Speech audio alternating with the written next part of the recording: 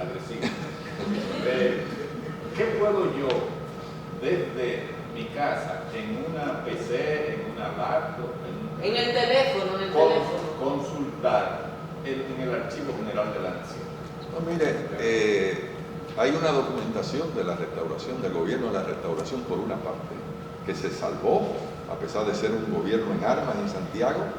Pero, por ejemplo, le doy un ejemplo de utilización de esta documentación. El profesor Rafael Hernández, es un historiador de La Vega, ha escrito un libro basado en esa documentación, de los informes locales, provinciales, municipales, al gobierno restaurador. Es decir, había toda una vida económica e institucional en medio de la guerra restauradora, en las provincias liberadas, Santiago básicamente y La Vega. Entonces, bueno, hay una documentación grande, pero hay documentaciones más específicas. Por ejemplo, el copiador de oficio del gobierno de la restauración lo tenemos. O sea, un instrumento capital. Todo lo que salía del gobierno está registrado en ese copiador de oficio. O sea que sí hay materiales de la restauración, del lado restaurador y del lado español también. Hay un fondo que se llama Anexión España. Un fondo que se conservó gracias a la generosidad del primer archivero de la República de Cuba, cuyos padres eran dominicanos. Joaquín Llavería fue también un insurrecto en Cuba, y al llegar a la dirección del archivo, él ordenó que todo lo que correspondiera a nuestro país fuera devuelto. Y entonces tenemos, entre otros materiales entregados por Cuba, un fondo importantísimo que se llama Anexión España, donde hay muchísima información relativa a la restauración. Estoy hablando de documentos originales. Ahora, también en la colección César Herrera hizo un trabajo extraordinario en Sevilla y copió ahí miles de documentos. Él tenía 9 copistas de los mejores de España trabajando solo para él. Eso duró cerca de 2 años. Es un archivo que lo tenemos por generosidad de su hijo, nuestro amigo Fabio Herrera Roa, y ahí hay miles de documentos relativos a la restauración. Eso sí, documentos en España, copiados. La segunda parte de la pregunta sobre la posibilidad de consultar desde la comodidad de un escritorio del archivo. Todo eso está casi todo en línea. O sea, usted va entrando, los compañeros le pueden explicar ahora el mecanismo de cómo ingresar. Yo creo que es bastante sencillo. Yo no soy un usuario, o sea, no lo puedo explicar, pero los compañeros podrían, si les parece, una explicación revista. Claro que sí. En términos cuantitativos, diríamos que el archivo tiene en línea 30 millones de imágenes. Ahora, eso es en cantidad. En calidad no son documentos sueltos, sino que cada fondo documental, los documentos de cada institución constituyen un fondo, y así se organizan y así se publican en la plataforma del archivo. Entonces, cuando usted acceda a nuestra plataforma, encontrará documentos, por ejemplo, desde los más antiguos, originales que conserva el archivo, que son del archivo de Vallaguana, del año 1606. Usted va a encontrar los documentos de esa alcaldía, Vallaguana, el Seibo, el Güey, Interior y Policía, es decir, por institución productora. O sea, no sé, cuando Roberto explicaba ahorita las funciones del archivo, recibir, organizar, difundir, se recibe y eso se aplica en la mayor medida posible, recibiendo de las instituciones, pero también motivando a instituciones y personas privadas para que lleven sus documentos al archivo. Cuando se habla de organizar, es bajo criterios archivísticos.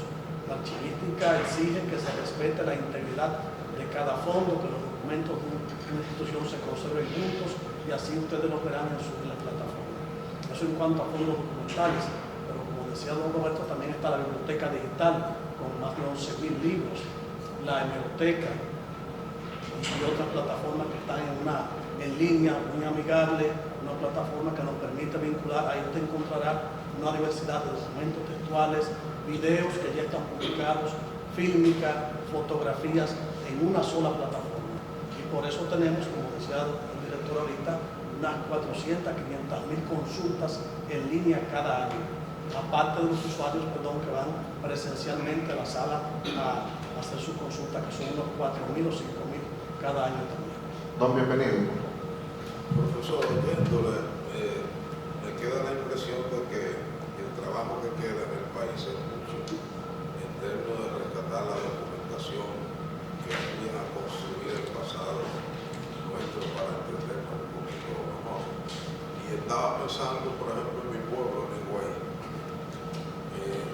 que es el centro del acto en el este, junto con compañero Fefe, que tiene unos antecesores, dueños del Seibo.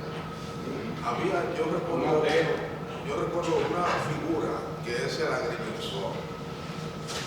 Y siempre había, o hay un agrimensor de confianza, por ejemplo, de los Valdés, que es el único que sabía dónde estaba cada pulgada de tierra de esa familia poderosísima. Y que él era que tenía las anotaciones. Y en cada pueblo tengo la impresión de que ocurría algo similar. Uno se pregunta, ¿dónde estarán esos documentos? Es decir, los libros, ¿dónde están esas anotaciones? Y pienso también en esa historia de depredación que es la central romana de aquella época. ¿Dónde conseguir esos documentos? El mismo central romana estaría en condiciones de facilitar sus archivos, aunque ellos dicen que se quemaron. Hubo un incendio. Y que se quemaron la mayoría. La mejor historia de la cotidianidad nuestra que es la de la Iglesia Católica. El archivo de la Iglesia Católica, porque cada sacerdote rendía y rinde todavía un informe de las novedades en el área de su parroquia. ¿Por dónde anda el Archivo General de la Nación detrás de esas cosas? Por ejemplo, la biblioteca que vendimos a la Universidad de Puerto Rico, el doctor Peinado. Sí, la biblioteca de Peinado, ya respondiendo a la última fase de su inquietud, bienvenido, va a ser digitalizada con acuerdo de la Universidad de Puerto Rico por cuenta nuestra. Necesitamos reunir el dinero, los presupuestos no dan, pero estamos buscando esa suma. Es un proyecto de unos $80,000. Es un archivo extraordinario, ¿verdad? Se trasladó en violación de la ley, pero decidimos no poner pleito a Puerto Rico y a su universidad para no abrir frentes incorrectos. Le ofrecimos recomprarla, pero ellos decidieron no quedarse con ella. Bueno, pues nos dan acceso a copiarla. Su pregunta es muy pertinente y es una preocupación, responde a una preocupación que está en el AGN desde por lo menos hace varios años, que es el rescate de material disperso. Hemos rescatado no pocas cosas. Le voy a dar la palabra al compañero Ángel Hernández, que podrá explicar con más detalle labores de búsqueda que se hacen. De hecho, tenemos un compañero solo dedicado a rastrear dónde puede haber documentación. Y bueno, hemos conseguido donaciones de bufetes de abogados, archivos de abogados, por ejemplo, de notarios, de fotógrafos. Es una labor compleja porque a menudo la gente destruye. Es decir, hay material, hemos conseguido cosas, sabemos que tenemos que seguir buscando y desde luego familias distinguidas. Tenemos la oferta ya de donación del archivo personal de uno de los intelectuales más importantes del siglo XIX, por ejemplo. Hemos tenido otro tipo de donaciones de ese género. Yo recuerdo que la primera fue el archivo personal de Eugenio Deschamps, que lo hizo doña Josefina Padilla, recién fallecida. Fue un acto muy generoso y de ahí salió un tomo selecto de documentos de Deschamps, un prócer del siglo XIX. Sabemos que hay muchas cosas, pero tratamos de rescatar lo más posible hasta donde se puede. No nos podemos quejar del acceso de las instituciones donde hay material. Por ejemplo, Alianza Cibaeña, Amantes de la Luz, Renovación, nos han facilitado y gran parte de los patrimonios que ellos tienen en colaboración se han digitalizado. Quizás Ángel puede extender un poco la labor que se hace como encargado del sistema de archivos. Bueno, hemos recibido donación de oficinas de abogados, de notarios, importantes, protocolos notariales importantes, de logias masónicas. Nos han permitido fotocopiar importante documentación valiosa, iglesias. Por ejemplo, el arzobispado de Baní nos permitió copiar una parte de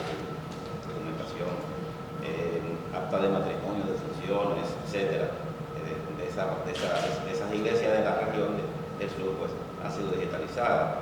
En el caso de San Francisco de Macorís, él fue dialogado con Juan Ariza, nos donó unos 50 tomos, más o menos aproximadamente, de protocolo notarial, inclusive algunos de ellos previo a la independencia nacional. Una cosa curiosa que tenemos de esos tomos que tiene la versión, o sea, la mitad del tomo desde el año 44 en francés, antes de la independencia, y luego de la independencia, pero entonces en español es el mismo tomo, ¿verdad? Ambos idiomas, dada la fecha de la independencia. Lo que hemos rescatado también personalidades importantes, nos han donado documentos valiosos. O sea, tenemos un programa de rescate importante de la documentación, tanto desde nuestro país como desde el extranjero, como decía el director. Profesor, voy a hacer un ejercicio, hasta medio malicioso. Mire, el 100% de las preguntas de esta entrevista han salido de este lado del escenario. De ese lado no ha salido una sola pregunta. ¿De izquierda? ¿Qué resulta? Que de este lado está la juventud. De este lado ya estamos gentes más vividos. Perdóname, es que tampoco somos No te digo medio quintagona. No, este ejercicio medio malicioso que hago con nosotros no pudiera extrapolarse a lo que está pasando en la sociedad dominicana, de que a la juventud le da 3 pitos la historia. Yo creo que tenemos un problema, o sea, no solamente con la historia, con la cultura. Por lo menos eso es ya un criterio muy personal. Nosotros, por supuesto, tratamos de incentivar el desarrollo cultural de todos, pero yo creo que sí, que efectivamente tenemos un problema nacional que además no se restringe al país, es algo mundial. Expresiones de desinterés por la cultura, en los términos convencionales que lo conocemos, o bien el auge de lo que podemos llamar anticultura, por lo menos expresiones para mi gusto indeseables. Entonces, es un problema del país, no es un problema de una institución, no es un problema de la prensa, no es un problema del Ministerio de Cultura, de los ayuntamientos, es un problema nacional que yo creo que efectivamente debe ser objeto de una ponderación grave. ¿Y qué hace? Sobre eso. Pero la pregunta de María. ¿Qué hace? Yo no tengo una respuesta acabada. Yo creo que lo que se plantea es un concierto de voluntades, una reflexión sobre el problema, acuerdo de instancias de la sociedad y del Estado en pos del desarrollo cultural. Pilar se conoce con la juventud. Mire, profesor, sobre ese mismo tema, yo soy de origen rural y a casa llegaban libros, venía alguien a comprarlo y lo llevaba allá. Allá compraron una vez y fueron un grupo, María, Papillón, Pepita Jiménez, bueno, 100 años de soledad, una serie de libros. Se terminaron los libros y ya nosotros nos habíamos iniciado con leer. Yo tendría 12 o 13 años. Recuerdo que cogí un libro que había ahí, había 3 tomos de la historia de Santo Domingo de José Gabriel García. ¿Qué tenían en común? Que es una narración. Y yo me pregunto, ¿no pueden los historiadores ser un poquito más diligentes y dejar de ser tan rudos cuando escriben? Porque escriben con rudeza, ya uno se acostumbra a leerlo. Y hacerlo un poquito más agradable, porque yo pasé de la narración literaria a la narración histórica, pero fue un paso, porque no había nada que hacer, no había televisión, no había teléfonos celulares, y había que entretenerse. Y yo aprendí a leer historia y me he quedado con el vicio, porque pasé de la narración histórica a la narración histórica, pero muy duro aquello. Entonces, no pudieron hacer esa diligencia. Estoy de acuerdo, totalmente de acuerdo con su sugerencia de que los historiadores deben también escribir y trabajar para el gran público, el público más amplio posible. Creo que es una tarea, algunos lo han emprendido. Yo le puedo decir que en el caso del AGN hemos tratado no solamente de rescatar una bibliografía, vamos por casi 500 títulos, entre ellos las obras completas de José Gabriel García, completas, son creo que 8 tomos en colaboración con el Banco de Reservas.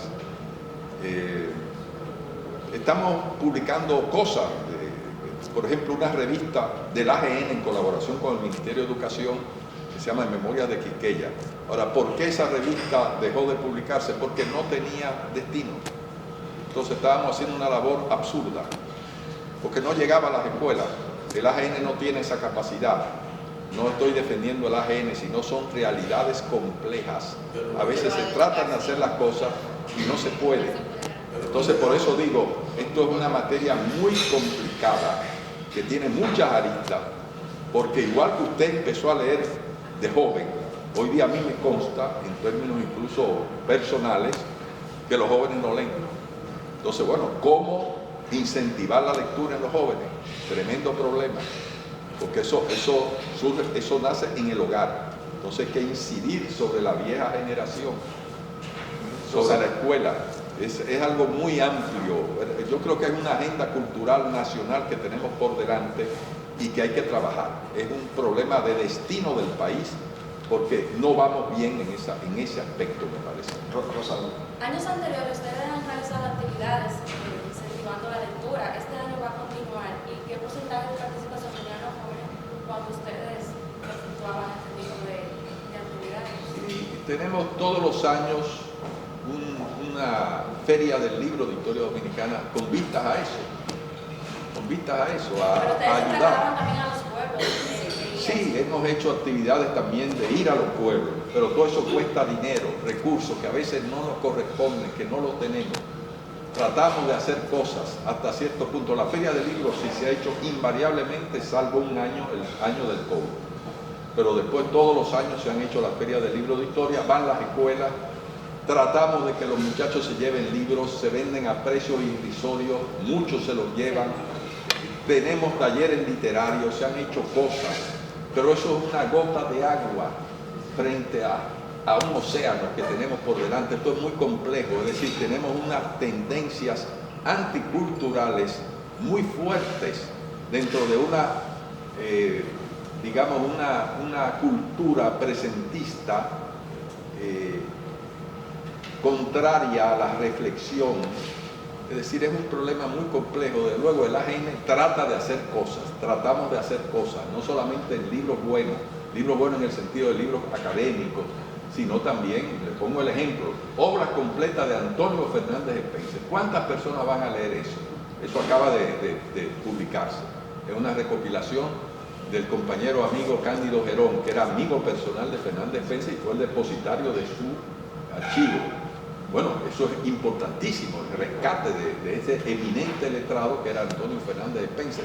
Pero eso lo lee un grupo pequeño, hay que hacerlo, pero eso no es el punto que va ahí. El punto es materiales de divulgación populares que acerquen, como dice el señor Feble, la narración histórica a la posibilidad de lectura de un amplio público. Bueno, ahí hay mucha agenda por delante.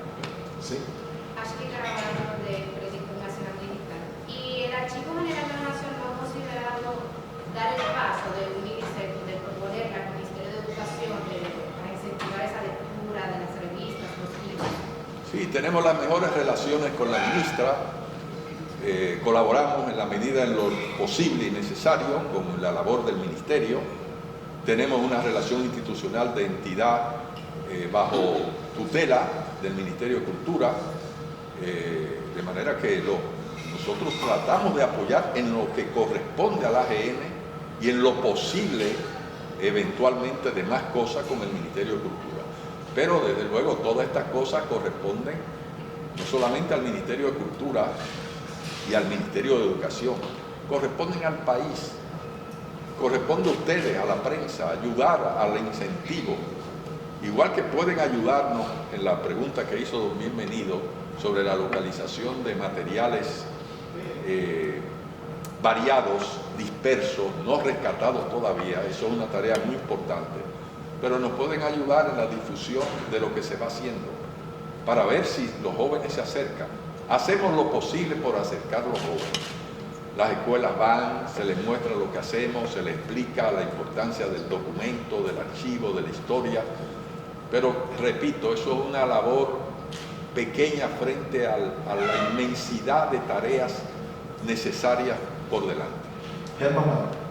Doctor, su lamento que yo comparto, que aprovecho para decir que aunque sea esa gotita, ustedes sí aportan al rescate de la memoria histórica, que consta nosotros en el periódico del día, y gracias por el acuerdo que tenemos de colaboración. Pero me recuerda mucho su lamento Antonio Machado, de la generación del 98 en España, que tenía exactamente ese mismo lamento, que ella hablaba de una España de camisa blanca, de mi esperanza, pero él le cantaba y decía que era una España decadente totalmente. Trayendo eso a República Dominicana, ese lamento de Antonio Machado, ¿qué se pudiera decir, o usted como historiador, de esos momentos que ha tenido el país, como de franca decadencia, el derrumbe de, por ejemplo, de Godoy, ¿verdad? Sí, el derrumbe, Federico García. Habla del derrumbe, pero ¿cómo el país como quedó otra vez? ¿Podría usted señalar algunos para nosotros conocer esos momentos de decadencia, como de pañaboba que hemos tenido nosotros al suelo y volvemos y subimos, ¿no? Para ver si nos vamos a poder levantar del estadio de ahora? No, yo no tengo duda de que nos vamos a levantar. Yo soy optimista por definición y por eso estoy trabajando en el Estado, para hacer cosas en beneficio del país. Mi vocación no es esa. Pero bueno, me tocó, lo acepté, he seguido y es partiendo de eso. Se pueden hacer cosas y hay que tratar de seguir haciendo cosas. Desde luego, las condiciones son complejas, difíciles. Tenemos una paradoja. El país tiene más que nunca un nivel de ingreso material elevado relativamente a nuestra historia. Señores, cuando yo regresé de los estudios, el PIB, que empecé a estudiar ya propiamente historia dominicana, el PIB per cápita del país era poco más de $1.000. Hoy día estamos en $9.000. El país ha cambiado, los recursos existen, el país se ha enriquecido, pero la cultura se ha empobrecido. ¿Qué pasó? Bueno, muchas cosas. Yo, desde mi óptica, diría, hasta el derrumbe de las ideas socialistas. Sí. Eso incidió negativamente, porque la juventud en un momento dado, yo no diría que de la mejor manera, pero sí se relacionaba la cultura a través de un proyecto de país. Hoy día eso se ha debilitado muchísimo. ¿Y qué otro momento de la historia, era lo que pregunto, puede compararse con el que así de antivalores, del reinado de los antivalores? Mire, yo pienso que de reinado de antivalores como ahora, yo no lo recuerdo, por lo menos lo que yo tengo recuerdo de vida, ¿no? Porque antes había la esperanza, el futuro, la expectativa, la disposición a la práctica. Hoy día en los jóvenes vemos el escepticismo. ¿Qué está pasando? ¿Por qué los jóvenes dominicanos se quieren ir del país? Ahí tenemos un problema, los talentos se están yendo, las personas preparadas, por lo menos esa es la tendencia, por lo menos de muchos. Eso a mí me consta por muchos amigos. Le pregunto, encuentro un amigo, fulano, ¿qué pasó? Tus hijos fuera del país. Es decir, eso es general. Entonces, bueno, algo está pasando de pérdida de expectativas en el país. Entonces yo diría que hay una tarea pendiente de reconstitución de un proyecto de nación. Profesor, sobre ese mismo punto, y yo no creo que estamos ante los genes históricos, porque yo no recuerdo un momento que me cuenten los historiadores en que la gente no se ha estado yendo de República Dominicana o de Santo Domingo. Pero bueno, ese es un punto. Y el otro punto es que yo diciendo con usted la parte de la cultura. Yo creo que usted se está refiriendo a la cultura humanística. Yo no había visto en el pueblo dominicano un momento más plural, culturalmente plural. Lo que no tendrá será todavía un destino, un derrotero, pero hay una pluralidad, o sea, una cantidad enorme de expresiones culturales nativas, extranjeras, mixtas. O sea, yo no comparto en ese punto su negatividad. Y en el otro, se lo planteo.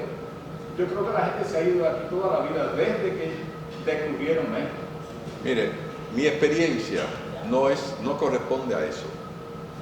La gente de mi generación y de anteriores, cuando se iba a estudiar fuera, todas regresaban. Yo diría 99% se quedaban. Volvían, porque el destino era ese. Y el compromiso. Y además, la vocación. La gente se sentía bien en este país. Los compañeros que estudiaron conmigo prácticamente todos regresaron en el exterior. Hoy día no es la situación. Bueno, yo no digo que se deba solo al país, la cosa es más compleja porque estamos internacionalizados, es decir, estamos dentro de un contexto más complejo, pero yo creo que el deseo emigratorio es creciente y no se puede comparar al anterior porque la gente se iba a veces por circunstancias forzosas. Bueno, había cientos o unos pocos miles de exilados durante Trujillo, pero casi todos regresaron después de la muerte de Trujillo. Ellos estaban pendientes de retornar a vivir en el país. La generación de dominicanos que se iban a Nueva York a trabajar hace unas décadas, prácticamente todos tendían a regresar. Hoy día pocos regresan. Es decir, yo creo que han cambiado algunas cosas. De luego, siempre ha habido emigración y en algunos momentos emigraciones masivas, pero no como ahora, al menos el tipo de emigración que estamos asistiendo ahora mismo. Esa es mi percepción personal. Ojalá usted tenga razón en cuanto a diversidad de expresiones culturales.